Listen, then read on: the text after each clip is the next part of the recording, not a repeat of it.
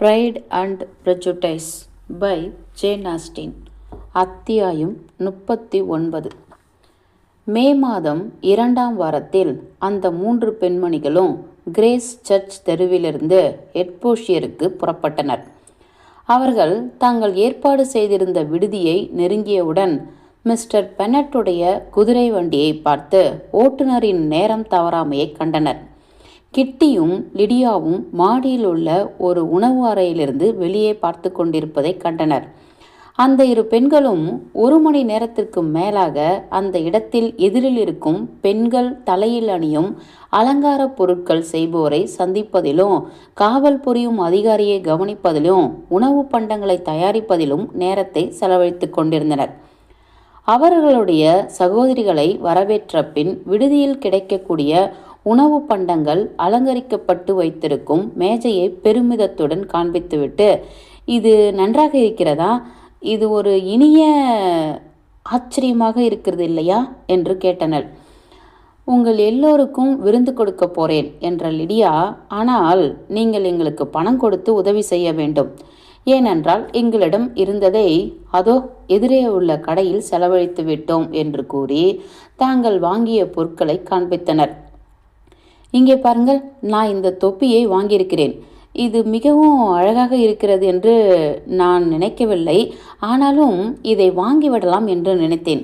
வீட்டிற்கு போன பின் இதை தனித்தனியாக பிரித்துவிட்டு இன்னும் அழகாக செய்ய முடியும் என்று நான் நினைக்கிறேன் என்றாள். அது பார்ப்பதற்கு மிகவும் மோசமாக இருக்கிறது என சகோதரிகள் திட்டிய போது அதை சிறிதும் லட்சியம் செய்யாமல், ஹோ, இதைவிட மோசமாக 2-3 தொப்பிகள் அந்த கடையில் இருந்தன. அழகான நிறம் கொண்ட பட்டு துணி வாங்கி ஓரங்களில் வைத்து தைத்து புதிதாகிவிட்டால் பார்ப்பதற்கு அழகாக இருக்கும் என்று நான் நினைக்கிறேன். மேலும் இன்னும் 15 நாட்களில் படைப்பிரிவு மேரிடனை விட்டு சென்ற பிறகு இந்த கோடையில் யார் என்ன போட்டுக்கொள்கிறார்கள் என்பதை பற்றி ஒரு விஷயமே இல்லை என்றாள். அப்படியா? பெரும் திருப்தியுடன் எலிசபெத் கேட்டாள். பிரைடனுக்கு அருகில் அவர்கள் முகாமிடப் போகிறார்கள். அப்பா நம் எல்லோரையும் கோடையில் அங்கு அழைத்து செல்ல வேண்டும் என நான் ஆசைப்படுகிறேன்.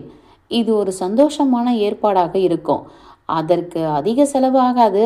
அம்மாவிற்கும் எல்லாரையும் விட அங்கு போவதற்கு பிடிக்கும். இல்லையானால் இந்த கோடை காலம் எவ்வளவு மோசமாக இருக்கும் என்று நினைத்துப்பார். ஆமாம், அது உண்மையிலே ஒரு சந்தோஷமான ஏற்பாடாகத்தான் இருக்கும். நமக்கு சந்தோஷமான விஷயம்தான். ஏற்கனவே ஒரு சாதாரண படைப்பிரிவும் மாதா மாதம் மேரிடனில் நடந்த நடனங்களும் நமக்கு அளவுக்கு மிஞ்சி இருந்தன. கடவுளே, இப்பொழுது பிரைடனில் ஒரு முகாம் முழுவதும் படை வீரர்களா என்று எலிசபெத் நினைத்தாள். இப்பொழுது உனக்கு சொல்ல என்னிடம் ஒரு செய்தி இருக்கிறது என்று மேஜையில் அமரும்போது கூறிய லிடியா, நீ என்ன நினைக்கிறாய்? இது ஒரு பிரமாதமான செய்தி, முக்கியமான செய்தி, நம் எல்லோருக்கும் பிடித்த ஒரு நபரை பற்றியது என்றாள். ஜேனும் எலிசபெத்தும் ஒருவரை ஒருவர் பார்த்து கொண்டனர். விடுதி பணியாளனை அங்கிருந்து விலக கூறினர். லிடியா சிரித்து கொண்டே, ஹே, நீங்கள் முன்ஜாக்கிரதையாகவும் முறைப்படியும் நடந்து கொள்கிறீர்கள். அந்த பணியாளன் நாம் பேசுவதை கேட்கக்கூடாது என்று நீங்கள் நினைக்கிறீர்கள். அவனுக்கு இதில் என்ன அக்கறை இருக்க போகிறது? இப்பொழுது நான் சொல்ல போவதை விட மிக மோசமான செய்திகளை அவன் கேட்டிருப்பான். பார்ப்பதற்கே மிகவும் அசிங்கமாக இருக்கிறான். அவன் போனது எனக்கு சந்தோஷம்தான். இவ்வளவு நீண்ட தாடியை நான் எனது வாழ்க்கையில் பார்த்ததே இல்லை. சரி, இப்போ விஷயத்துக்கு வருவோம். இது அருமை விக்காமை பற்றியது. அந்த பணியாளனுக்கு இது ஒரு தேவையில்லாத செய்தி இல்லையா? மேரி கிங்கை விக்காம் திருமணம் செய்து கொள்ளப் போவது இல்லை. இதுதான் விஷயம். லிவர்பூலில் இருக்கும் தனது மாமாவின் வீட்டிற்கு சென்றிருக்கிறாள். விக்காம் தப்பித்தான். சொத்துக்காக அலைந்த ஒரு விவேகமற்ற தொடர்பிலிருந்து மேரி கிங் தப்பித்தாள் என்று எலிசபெத் அறிவாள். அவள் அவனை விரும்பினாள் என்றால் அவனை விட்டு சென்றது பெரிய முட்டாள்தனம். இருவருமே பெருசாக ஈடுபாடு இல்லாமல் தான் இருந்தார்கள் என்று நினைக்கிறேன் என்றாள் ஜேன். அவன் பக்கத்திலிருந்து ஈடுபாடு இல்லை என்று எனக்கு நல்லா தெரியும். நான் சொல்கிறேன், அவன் அவளை துரும்பு போல் கூட மதிக்கவில்லை. யார்தான் பார்ப்பதற்கு இவ்வளவு மோசமாக இருக்கும் ஒரு பெண்ணை விரும்புவார்கள்? இதுபோல் பண்பற்று பேச தன்னால் முடியாது என்றாலும் தானும் இதையேதான் முன்பு நினைத்திருந்தோம். தான் நினைத்தது சரி என்றும் நம்பியிருந்தோம். அதே பண்பற்ற உணர்வுகள் தான் இது என்பதை புரிந்து கொண்ட எலிசபெத் அதிர்ச்சியடைந்தாள். எல்லோரும் உணவு அருந்திய பின் மூத்த சகோதரிகள் அதற்குரிய பணத்தை கொடுத்த பிறகு வண்டி வரவழைக்கப்பட்டு சிறிது நேர திட்டத்திற்கு பிறகு எல்லோரும் அவர்களது பெட்டிகள், கைப்பைகள், கட்டப்பட்ட ஜாமான்கள், கிட்டியும் லிடியாவும் வாங்கிய தேவையற்ற பொருட்கள் உட்பட எல்லாவற்றுடன் வண்டியினுள் ஏறி அமர்ந்தனர். நாம் எல்லோரும் எவ்வளவு அழகாக அடைப்பட்டு உட்கார்ந்திருக்கிறோம். தொப்பி வாங்கியதற்கு நான் சந்தோஷப்படுகிறேன். தொப்பி வைத்திருக்கும் பெட்டி கிடைத்தது என்பதற்காக இருந்தாலும் சரி. சரி, நாம் இப்பொழுது சௌகரியமாக குளிருக்கு அடக்கமாக உட்கார்ந்து பேசிக்கொண்டு வீட்டிற்கு போகலாம். முதலில் நீங்கள் சென்ற பிறகு என்னவெல்லாம் நடந்தது என்று சொல்லுங்கள் பார்க்கலாம். இனிய நபர் எவரையேனும் சந்தித்தீர்களா? அவர்களுடன் சந்தோஷமாக இருக்க முடிந்ததா? நீங்கள் திரும்பி வருவதற்கு முன் உங்களில் ஒருவருக்கு ஒரு கணவன் கிடைத்திருப்பான் என்ற நம்பிக்கையில் நான் இருந்தேன். விரைவில் ஜேன் கல்யாணமாகாத கன்னியாகி விடுவாள் என்று நான் சொல்கிறேன். அவளுக்கு வயது ஏறத்தாழ 23 ஆகிறது. 23 வயதிற்குள் எனக்கு திருமணம் ஆகியிருக்காவிட்டால் கடவுளே, எனக்கு அவமானமாக இருக்கும். நீங்கள் நினைத்து கூட பார்க்க முடியாத அளவிற்கு உங்களுக்கு கணவன்மார்கள் கிடைக்க வேண்டும் என்று நமது சித்தி பிலிப்ஸ் விருப்பப்படுகிறாள். காலின்சியை ஏற்றுக்கொண்டிருக்கலாம் என்று சித்தி சொல்கிறார். ஆனால் அதில் எந்த சந்தோஷமும் இருந்திருக்காது என்று நான் நினைக்கிறேன். கடவுளே, உங்களுக்கு முன்னால் எனக்கு திருமணம் நடந்துவிட்டால் எவ்வளவு நன்றாக இருக்கும். பிறகு நடக்கும் நடனங்களுக்கெல்லாம் நான் உங்களுக்கு துணையாக வருவேன்.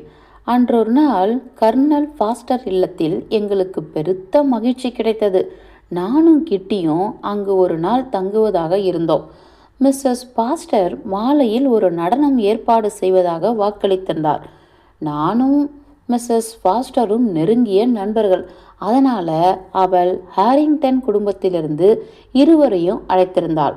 ஆனால் ஹாரியட்டிற்கு உடம்பு சரியில்லாமல் இருந்ததனால் பெண் மட்டும் தனியாக வரும்படி ஆயிற்று. பிறகு நாங்கள் என்ன செய்தோம் என்று நினைக்கிறீர்கள்?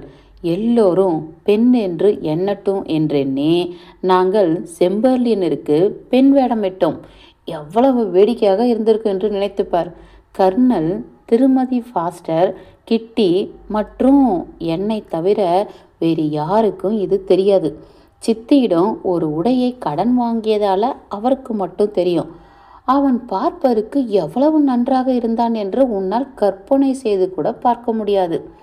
டென்னி, விக்காம், ராட், மேலும் 2-3 ஆண்கள் உள்ளே நுழைந்தபோது அவர்களால் சிறிதளவு கண்டுபிடிக்க முடியவில்லை. கடவுளே, நான் எப்படி சிரித்தேன் என்று நினைக்கிறாய்? மிஸ்ஸஸ் ஃபாஸ்டருக்கும் சிரிப்பை அடக்க முடியவில்லை. நான் சிரித்தே இறந்து விடுவேன் போல் என்று நினைத்தேன். இதனால் ஆண்களுக்கு விஷயம் ஏதோ இருக்கிறது என்ற சந்தேகம் வந்து விரைவில் என்ன விஷயம் என்று கண்டே பிடித்துவிட்டனர். விருந்துகளில் நடந்த இது போன்ற கதைகளினாலும் ஆசியமான நிகழ்ச்சிகளினாலும் அவ்வப்பொழுது கிட்டி தந்த குறிப்புகள் மற்றும் கூடுதல் தகவல்களின் உதவியாலும் லிடியா லாங்பர்ன் போகும் வரை எல்லோரையும் சந்தோஷப்படுத்த முற்பட்டாள். எலிசபெத் அதிகம் கேட்டுக்கொள்ள முன்வரவில்லை. ஆனால் விக்காமின் பெயரை சொல்லும் போதெல்லாம் அவள் காதில் அது விழ தவறவே இல்லை. வீட்டில் அவர்களை எல்லோரும் அன்புடன் வரவேற்றனர். ஜேனுடைய அழகு குறையாமல் இருந்ததை பார்த்து மிஸ்ஸஸ் பெனட் மிகவும் சந்தோஷமடைந்தாள். இரவு உணவு உண்ணும் பொழுது எலிசபெத்திடம் மிஸ்டர் பெனட் ஒரு முறைக்கு பல முறை, லிசி, நீ திரும்பி வந்ததில் எனக்கு மிகவும் மகிழ்ச்சி என்றார். லூகாஸ் குடும்பத்தினர் அனைவரும் மரியாவை சந்தித்து விஷயங்களை தெரிந்து கொள்வதற்காக வந்ததினால் உணவு உண்ணும் அறையில் கூட்டம் அதிகமாக இருந்தது. அவர்களுக்கு பேச பல்வேறு விஷயங்கள் இருந்தன. தன்னுடைய மூத்த மகளின் நலனை பற்றியும் அவளுடைய கோழிப்பண்ணையை பற்றியும் மேஜையின் எதிர்புறம் அமர்ந்திருந்த மரியாவிடம் லேடி லூகாஸ் விசாரித்து கொண்டிருந்தாள். மிஸ்ஸஸ் பென்னட் 2 வித வேலைகளில் ஈடுபட்டு கொண்டிருந்தாள். மேஜையின் கடைசியில் அமர்ந்திருந்த ஜேனிடமிருந்து தற்போதுள்ள நாகரிகத்தை பற்றி விசாரித்து தெரிந்து கொண்டு அதனை லூகாஸ் குடும்பத்தின் இளைய மகளுக்கு தெரிவித்து கொண்டிருந்தார். லிடியா மற்றவர்களை காட்டிலும் உரத்த குரலில் தன்னுடைய பேச்சை கேட்க விரும்புவோருக்கு காலையில் நடந்த மகிழ்ச்சியான நிகழ்ச்சிகளை பற்றி விவரித்து கொண்டிருந்தார். ஹோ மேரி, நீயும் எங்களுடன் வந்திருக்கலாம். ஏனென்றால் நாங்கள் அவ்வளவு குதூகலமாக இருந்தோம். நாங்கள் வண்டியில் போகும்போது உள்ளே யாரும் இல்லை என்று மற்றவர்கள் நினைத்து கொள்வது போல எல்லா திரைசீலைகளையும் இழுத்து விட்டு விட்டோம். கிட்டி மாத்திரம் உடல் நலம் இல்லாமல் இருக்கவில்லை என்றால் பயணம் முழுவதும் அப்படியே சென்றிருப்போம். நாங்கள் சார்ஜ் போய் சேர்ந்தவுடன் மிகவும் சிறப்பாக நடந்து கொண்டோம் என்று நினைக்கிறேன். ஏனென்றால் நாங்கள் மற்ற 3 உலகத்திலேயே சிறந்த உணவு வழங்கினோம். நீயும் வந்திருந்தால் உனக்கும் அளித்திருப்போம். நாங்கள் திரும்பி வந்தபோது எவ்வளவு வேடிக்கையாக இருந்தது தெரியுமா? நாங்கள் வண்டிக்குள் ஏறியே இருந்திருக்க கூடாது என்று நினைத்தோம்.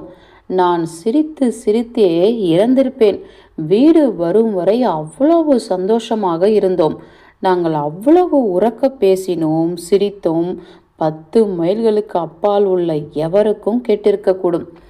இதற்கு மேரி சுவாரஸ்யமில்லாமல் ஒரு பதிலளித்தாள். இது போன்ற சந்தோஷங்களுக்கு நான் மதிப்பளிப்பதே இல்லை. இதற்கும் எனக்கும் வெகு தூரம். பெண்களுக்கு பொதுவாக இவை உகந்ததாக இருக்கும் என்பதே சந்தேகமில்லை. ஆனால் இதில் எனக்கு எந்தவித ஈடுபாடும் கிடையாது என்பதை ஒத்துக்கொள்கிறேன். இதைவிட கண்டிப்பாக புத்தகம் படிப்பதையே விரும்புவேன். ஆனால் இந்த பதிலில் ஒரு வார்த்தை கூட லிடியாவின் காதில் விழவில்லை. யார் பேசினாலும் அவள் அரை நிமிடத்திற்கு மேல் காது கொடுத்து கேட்க மாட்டாள். மேரி சொல்வதை கேட்டுக்கொள்ளவே மாட்டாள். பிற்பகலில் மற்ற பெண்களுடன் மேரிடன் வரை சென்று அங்கு எல்லோரும் எப்படி இருக்கின்றனர் என்று பார்த்து வர லிடியா அவசரப்பட்டாள். ஆனால் இந்த ஏற்பாட்டை எலிசபெத் எதிர்த்த வண்ணம் இருந்தாள். இராணுவ அதிகாரிகளின் பின்னால் போகாமல் ஒரு அரை நாள் கூட பென்னட் குடும்பத்து பெண்களால் இருக்க முடியாது என்று எவரும் பேசக்கூடாது என்பதனால் எலிசபெத்திற்கு அங்கு செல்வது பிடிக்கவில்லை. எதிர்ப்பதற்கு வேறொரு காரணமும் இருந்தது. எவ்வளவு தூரம் தவிர்க்க முடியுமோ அவ்வளவு தூரம் தவிர்க்க வேண்டும் என தீர்மானித்தாள். படைப்பிரிவு அங்கிருந்து கிளம்பி செல்வது அவளுக்கு சொல்லொன்னா ஆறுதலை அளித்தது. 2 வாரங்களில் அவர்கள் அங்கிருந்து புறப்பட இருந்தனர். அவர்கள் புறப்பட்டு சென்றவுடன் அவன் விஷயமாக அவளை துன்புறுத்துவதற்கு வேறு எதுவும் இருக்காது என்ற நம்பிக்கையில் இருந்தாள். பிரைடனுக்கு போக வேண்டும் என்ற திட்டத்தை பற்றி லிடியா விடுதியில் கூறியிருந்ததை அவளது பெற்றோர்கள் அடிக்கடி விவாதித்து கொண்டிருந்தனர் என்று வீட்டிற்கு வந்த சில மணி நேரங்களிலே தெரிந்து கொண்டாள். அவளுடைய தந்தைக்கு அதற்கு இணங்க சிறிதளவு எண்ணமும் இல்லை என்பதை எலிசபெத் நேரடியாக பார்த்தாள். ஆனால் அவருடைய பதில்களோ தெளிவற்றதாகவும் இருபொருள் அளிப்பது போலவும் இருந்தன. தாயார் அடிக்கடி மனசோர்வு அடைந்தாலும் இறுதியாக வெற்றி அடைவோம் என்ற நம்பிக்கையை இழக்கவே இல்லை. அத்தியாயம் 39 முடிந்தது.